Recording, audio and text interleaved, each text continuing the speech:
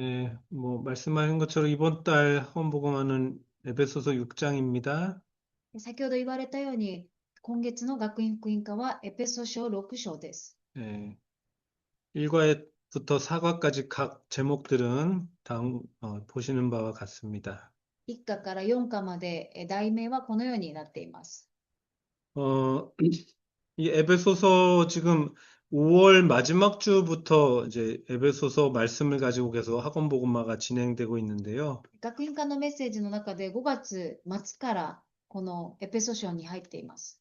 이번 달로 끝이 나긴 하지만 1장에서 6장 굉장히 짧은 장이니까 아마 여러 번 읽으실 수 있을 거예요.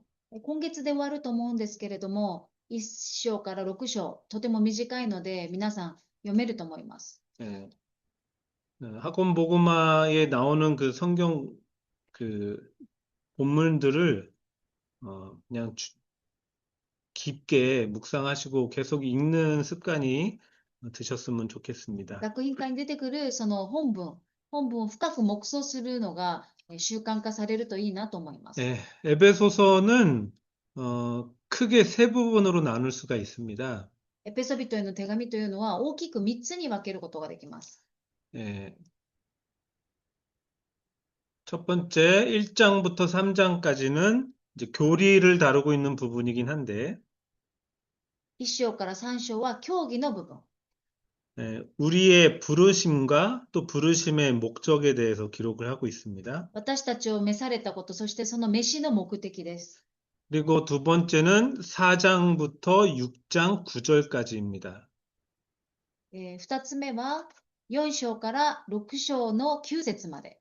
그렇게 부름받은 우리들의 부르심에 합당한 삶이 어떠한가, 어떠해야 되는가. そのように召された私たちのふさわしい生き方とは何なのか。 그러니까 우리가 이 땅에서 살아내야 되는 삶에 대한 이야기를 하고 있어요. 私たちがこの世で生きるその生き方について。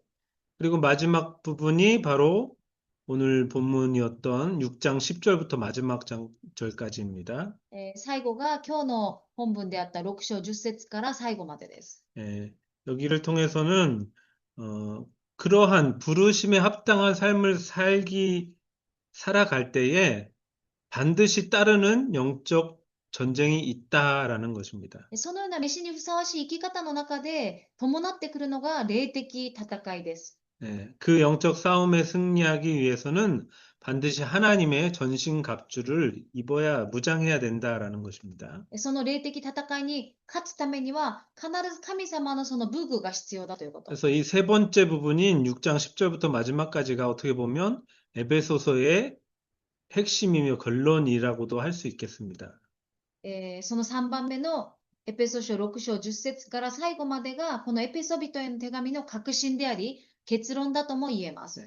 에베소서뿐만 아니라 성경 어느 권을 여러분이 읽으시더라도 エペソビトへの手紙以外でも聖書のどんなところでも 전체 내용을 먼저 알고 그리고 나서 부분을 이해하는 것이 중요합니다. 全体の内容を知ってその後部分を理解することが大事です。 전체 내용은 모른 채 그냥 부분 쪼개져 있는 모자이크처럼 띄엄띄엄 알게 되면 잘못 가는 경우들이 있어요. 全体の内容を知らずに部分的にだけを見て、そしてモザイクのようなそんな状態では間違った方向に行くかもしれません。 하나님이 의도하시는 내용과는 전혀 상관없이 해석이 될 수가 있다는 것입니다. 神様の意図とは全く関係ない解釈になるかもしれないということです。 자, 그래서 오늘은 에베소서 전체, 지금 말씀드린 이 전체 흐름에 맞게 각 장의 중요한 부분들을 먼저 한번 훑어보겠습니다. 先ほど言ったように全体の流れの中で各章の重要なところを見ていきたいと思います。 자, 먼저 1장에서는요, 先に1章では 성도들, 곧 저와 여러분의 부르심, 그리고 그 부르심은 어떤 목적을 갖는가를 이야기하고 있습니다. 信徒である私と皆さんを召してくださった。そしたらその召しというのはどういう目的があるのか。 1장 3절로 5절까지를 보겠습니다. 1章3節から5節を見ます。私たちの主イエス・キリストの父である神が褒めたたえられますように。神はキリストにあって、天上にあるすべての霊的祝福をもって私たちを祝福してくださいました。すなわち神は世界の元いが据えられる前から、この方にあって私たちを選び、見舞いに聖なる傷のないものにしようとされたのです。神は御心の良しとするところに従って、私たちをイエス・キリストによってご自分の子にしようと、愛をもってあらかじめ定めておられました。 아멘.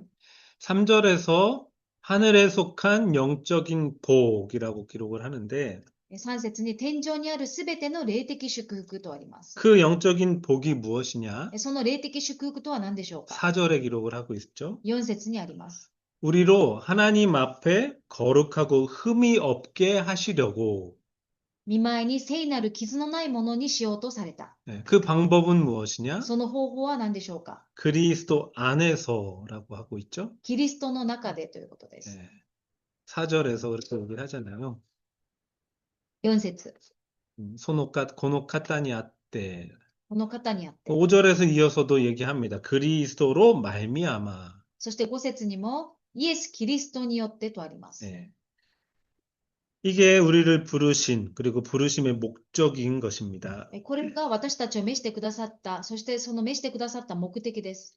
하나님은 처음부터 이러한 하늘에 속한 신령한 영적인 복을 주시기를 원하셨어요. 神様は初めから天上にあるすべての霊的祝福を与えられることを願っておられました。 우리는 다 하늘에 있는 영적 복을 받은 자들입니다. だから私たちは天上にあるすべての霊的祝福をいただいたものです。 그렇다고 한다면 6장에서 얘기하는 그 영적 싸움은 이 땅적인 것의 싸움이 아닌 거겠죠.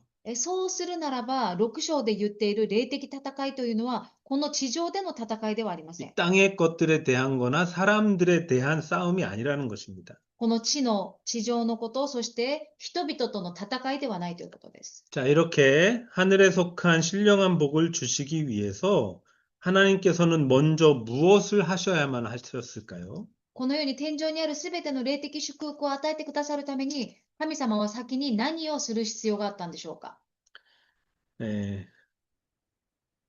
우리가 그러한 부르심을 받은 자들이 빠져 있는 죄에서 건져내는 일을 먼저 하신 것이죠. そのように召された私たちが陥っているそのところから引き上げなければならない。 그래서 2장에서는 구원에 관한 이야기를 하는 것입니다. で2章では救いに関することを言っているんです。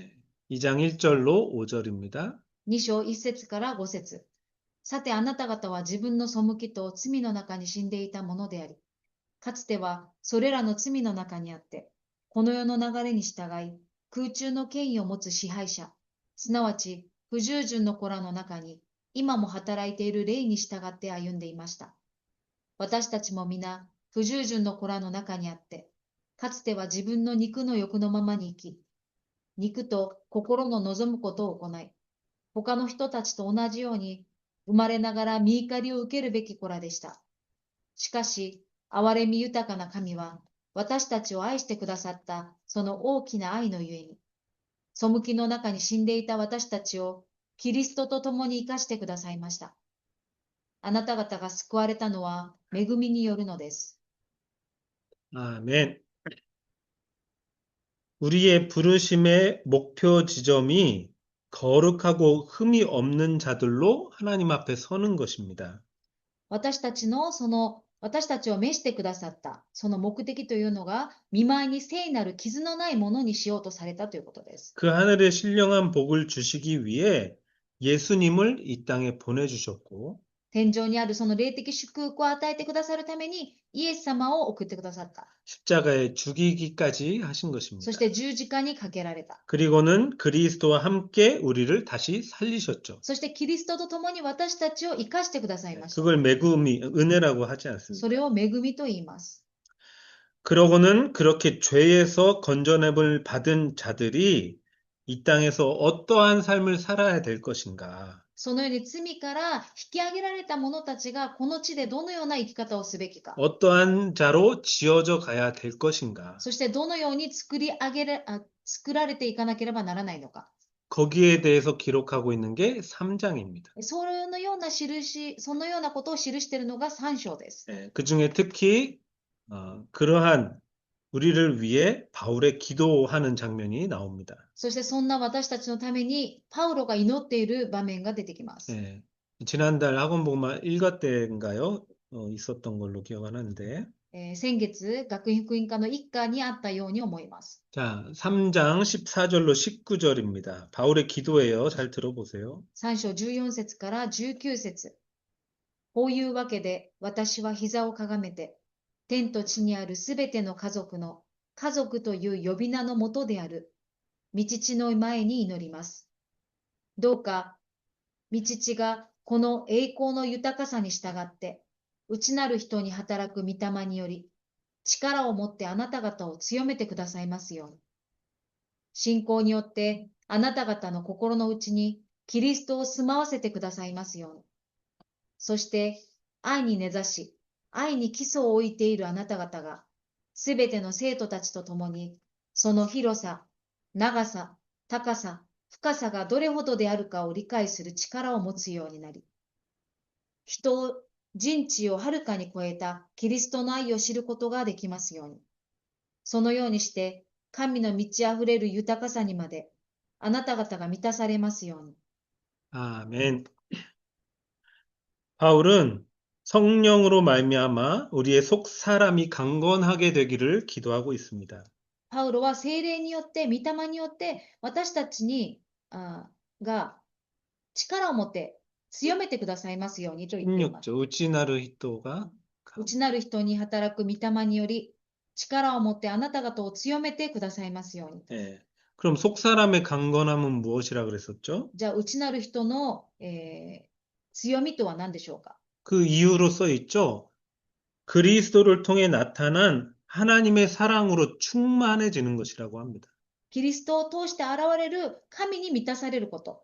하나님의 사랑으로 충만해지는 것. 神の愛によって満たされるこ 예. と。 그 사랑이 얼마나 넓고 깊고 크고 높은가 뭐 이렇게 표현을 하고 있잖아요. その神の愛の広さ、長さ、高さ、深さがどれほどであるかと。 예.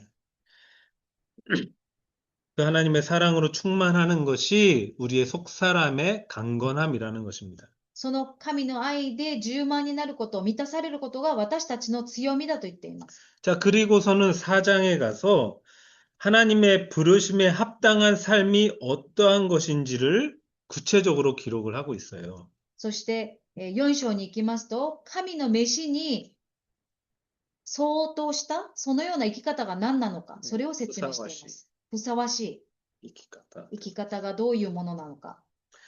네, 4장 전체가 그 내용인데 길기 때문에 몇 절만 읽어볼게요. 4章が長いですので、いくつか見ていきたいと思います。 1절로 3절입니다. 1節から3節。さて、主にある囚人の私はあなた方に勧めます。あなた方は召されたその召しにふさわしく歩みなさい。謙遜と柔和の限りを尽くし、寛容を示し、愛をもって互いに耐え忍び、平和の絆で結ばれて、御霊による一致を熱心に保ちなさい。 특히 17절부터 보면 이러이러한 것들은 하지 말아라. 그리고 이런 것들은 해라. 뭐 이런 명령조로도 기록을 하고 있습니다. 17節からは、このようなことはしてはいけません。このようなことはしなさいという命令帳で書かれています。 자, 좀 아까 읽은 부분에서 성령이 하나 되게 하신 것 이렇게 기록을 하는데 先ほど読んだところで、御霊による一致というところがありました。 예, 그것이 무엇일까요? これは何でしょうか。 12절에 이야기하고 있습니다. 12節に言っています。 그리스도의 몸을 세우는 것이다. キリストの体を立て上げるためですと。 우리는 그리스도를 머리로 한 몸의 각 지체들이잖아요. 私たちはキリストを頭とした各体の部位です。 예, 2장에서 그 마지막 부분에 그런 얘기를 했었는데, 2章の最後の部分にそのようなことがありました。 그래서 우리가 그 성령으로 하나 되게 하신 그 몸으로서 그리스도의 몸을 세워가는 것이 바로 성령이 하나 되게 하신 것이다라는 거예요. 御霊による一致というのが、そのキリストを頭とした体としてキリストの体を立て上げること。 또 13절에서는 또 그리스도 안에서 장성한 분량으로 성장하는 거. そして13節には、キリストの満ち満ちた御岳にまで達するのですと言っています。 그것이 성령이 우리에게 하나 되게 하신 것이다는 것입니다. それ、御霊が私たちを一つにさせていることだと言っています。 자, 하여튼 서론에 얘기한 대로 에베소서 길지 않기 때문에 한 10분에서 15분이면 처음부터 끝까지 다 읽으실 수 있을 거예요. 꼭 여러 번 읽으시길 바래요. 先ほど言ったように、エペソ書は長くないので、10分から15分で読めると思います。だから皆さん必ず読んでください。 자, 이어지는 5장에서는 간단히 정리를 하는 거니까요. 술 취함으로 대표되는 방탕한 삶에 대해서 경고를 하고 있으며, 5章では、そのお酒を飲むことを通して放蕩な生活を例えています。 노무 것도가 아니고 술 취함, お酒に酔うこと。 예. 그거 이제 방탕한 삶을 술 취함으로 이렇게 대표해서 얘기를 한 거예요. そのみだらな生活をそのお酒に酔うことに例えているんです。 그리고 그것과는 대조되는 성령 충만의 삶이 어떤 것인가? それに対象する聖霊充満の生活が何なのか。 그것을 기록을 하고 있습니다. それを記しています。 그래서 그것을 5장 22절부터 6장 9절까지 이렇게 표현을 했죠. それを5章22節から6章9節までこのように表現しています。 아내와 남편과의 관계를 통해 妻と夫との関係を通 그리고 して、 자식과 부모의 관계 そして子供と親の関係、 그리고 종과 주인의 관계를 통해서 そして、主人としもべの関係。 구체적으로 성령 충만이 어떤 것인가를 이야기를 하고 있다고. 具体的に聖霊の満たしというのは何なのか、それを説明しています。 그 세 가지 표현들을 간단히 얘기하면 순종, 복종, 사랑입니다. その3つのことをまとめた単語が従順、服従、そして愛です。 그죠? 아내들에게, 남편들에게 순종해라, 복종해라. 또 자식과 부모 사이에서도 노엽게 하지 말고 순종해라. 妻と夫や子供に従順しなさいと、服従しなさいと。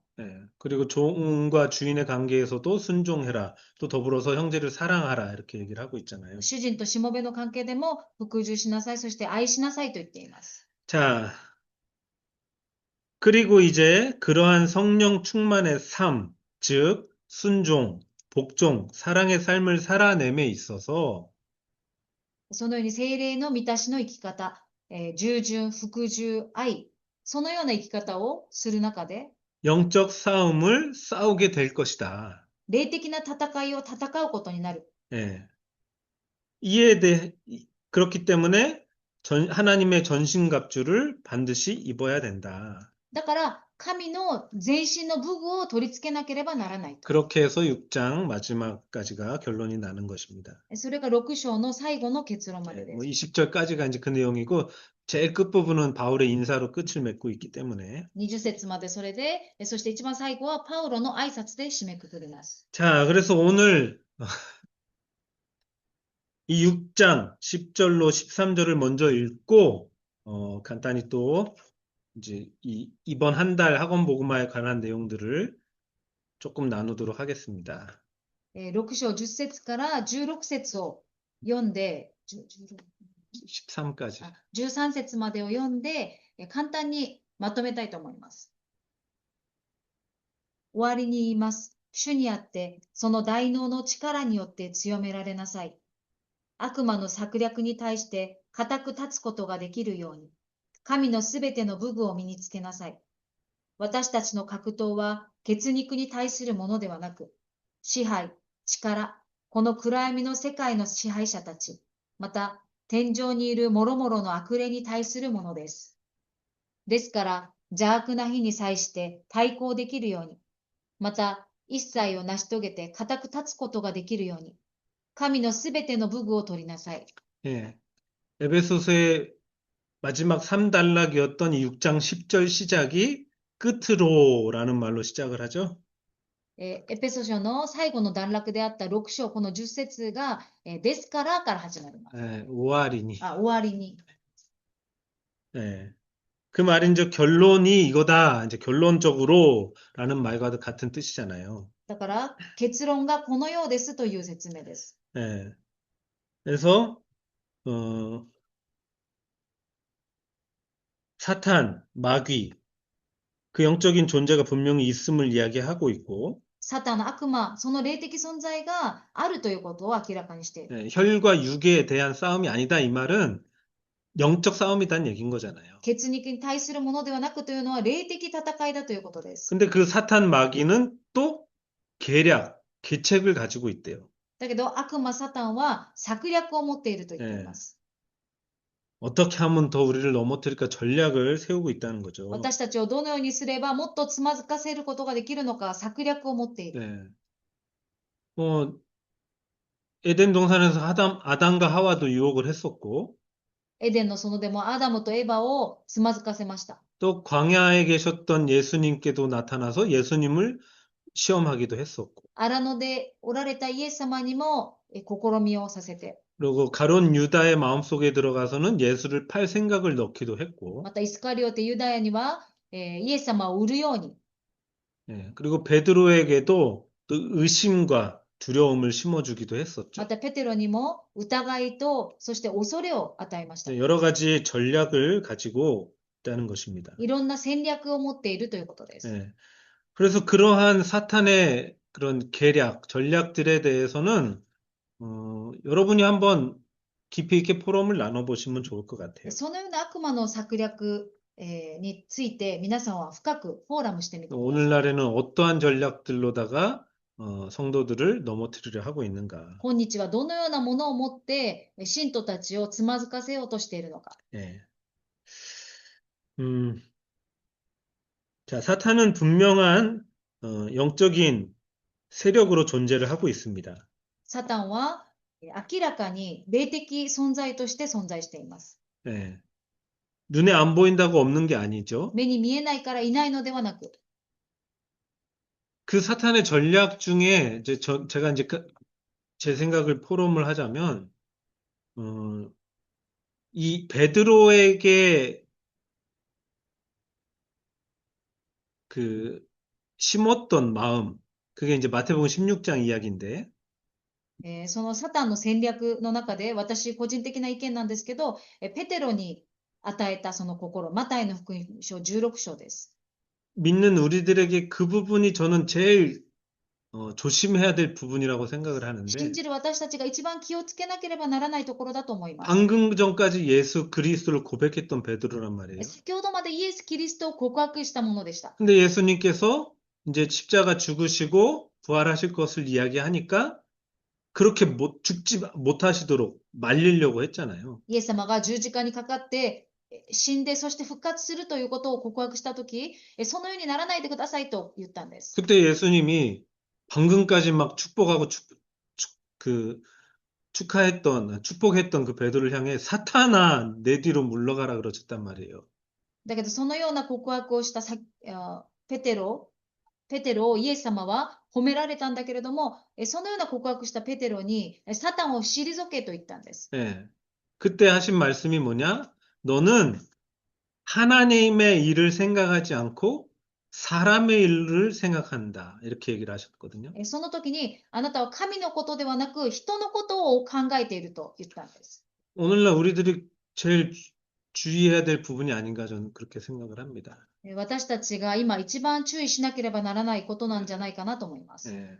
말씀을 받으면서도 하나님이 어떤 뜻으로 어떤 의도로 이런 말씀을 하시는가에는 관심이 없고 御言葉を受けたにもかかわらず、神の御心が何なのかではなく、 이 말씀을 가지고 내가 어떻게 할까 여기에 더 집중이 돼 있는 거죠. この御言葉を持って私がどのようにするか、そこに集中している。 크게 하나님의 일을 생각하지 않고 사람의 일로 생각하는 거잖아요. それが神のことではなく、人のことを考えていることです。 은연중에 그런 부분들이 굉장히 많으리라 생각이 듭니다. 私たちの知らぬうちにそのようなことはたくさんあると思います。 자, 뭐 같은 그런 것들 여러분들이 한번 생각해 보시고 깊이 있게 포럼을 나눠 보시면 좋을 것 같습니다. そのようなことを皆さん深くちょっと黙想してフォーラムしていただきたいと思います。 자, 이 사탄 마귀의 기원과 마지막이 어떠할 것에 대해서는 성경의 여러 군데에 기록을 하고 こ 있습니다. の悪魔サタンの起源と、その者たちがどのように最後に、どのようになるのか、聖書が記しています。 예. 성경 밖에서 떠드는 그러한 사탄의 실체에 대한 이야기들은 귀담아 들을 필요가 없습니다. 聖書以外に言っているそのサタンの実態については、皆さんが聞かなくてもいいと思います。 제가 뭐 다 말씀드리기는 어렵고 어디 보시라고 숙제로 내드릴 테니까 찾아보세요. 皆さん、どこどこにそれが記してありますと、皆さんに宿題を出しますので、見てみてください。 네, 뭐 잘 아실 거예요. 에스겔 28장에 많은 부분을 기록하고 있습니다. エゼキエル28章、 네, 그 시작 그리고 마지막이 어떻게 될 것인가에 대해서 そのサタンの始まりと最後がどのようになるのか。 그리고 이사야서 14장에도 있습니다. イザヤ14章にもあります。 네, 12절에서 15절까지 보시면 되겠고요. 12節から15節。 우리에게 중요한 건 이제 그 사탄의 결말이 궁금해지잖아요. サタンのその結末が私たちは知りたいです。 신약에서도 또 이렇게 얘기를 합니다. 新約聖書にもこのように言っています。 짧은 거 두 군데만 보겠습니다. 短いところを見ていきます。 베드로 후서 2장 4절입니다. 第2ペテロ2章4節。神は罪を犯した御使いたちを放置せず、地獄に投げ入れ、暗闇の縄目につないで、裁きの日まで閉じ込められました。 예. 유다서 6절입니다. そしてユダの手紙 6절.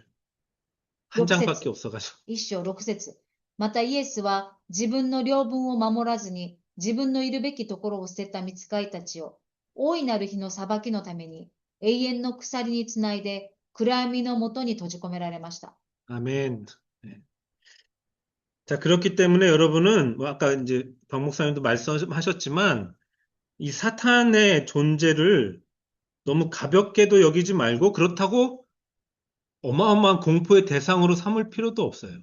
先ほどパク先生もおっしゃったんですけれども、このサタンの存在を、何か大きい存在だと思う必要もなく、また恐怖の対象だと、なんともない存在だと思うこともなく、恐怖の対象だと思う必要もありません。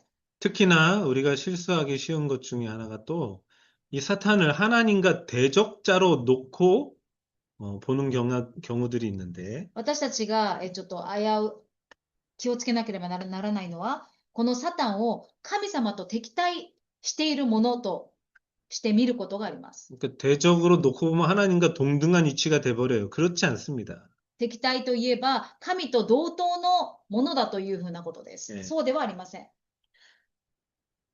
하나님의 허락 없이는 사탄은 우리의 생명을 뺏어갈 수 없죠. 神の許可でなければ、私たちの命をサタンが奪うことはできません。 예. 근데 욥기에서 그 부분이 또 잘 나타나 있기도 하고요. 呼ぶ記にそれが書いてあります。 자, 그렇다면 이런 질문이 들 수도 있습니다. そしたら皆さん、こんな質問があるのではないでしょうか。 왜 하나님께서는 이 사탄을 빨리 멸절시켜 버리지 않으실까? なぜ神様はこのサタンを、滅亡させないで放っておかれるのか。 왜 남겨놓고 계시는 な 것일까? ぜ残されているのか。 예. 성경에 정확한 이유는 설명하고 있지 않지만 聖書にその正確な理由は記してはいませんが、 분명히 알 수 있는 한 가지는 있습니다. 明らかにわかることがあります。 하나님께서는 사탄의 세력까지도 성도들을 연단하고 믿음을 성숙하게 만드시는 도구로 사용하신다는 거예요. サタンを持って信徒を、 다시 하나님께서는 사탄의 세력까지도 神様はこのサタンの勢力さえも 성도들을 연단하고 믿음을 성숙하게 만드는 도구로 사용하신다는 거. 信徒たちを強くさせ、そして信仰を成熟させるための道具として用いている。 여러 가지 시험이나 유혹을 통해 우리의 믿음을 더욱 견고하게 하시기도 하고요. いろんな試み、そして誘惑を通して私たちをもっと強いものとなるように。 하나님만 더욱 의지하는 자로 만들기도 하시는 것입니다. また神だけにより頼むものに導いているんです。 예, 그 일에 사탄을 도구로 잠깐 쓰고 있는 것뿐이라고요. そのことのためにサタンを一時的に道具として用いられている。 예.